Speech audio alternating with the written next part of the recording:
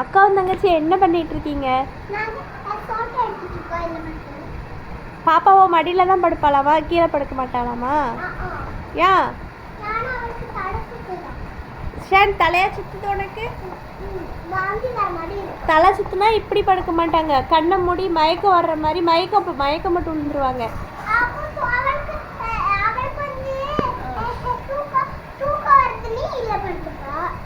தூக்கம் வந்தா கீழே படுக்க வேண்டியதானே, ஏன் உன் மடியில படுத்துருக்கா?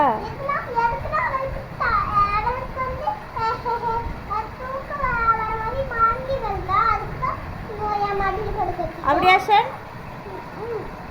உடனே ஆமான்றுவா, நடிச்சிருவா ஷேன்.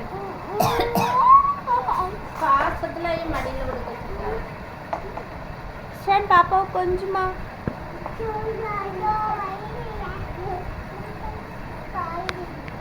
படுத்துக்கோமா.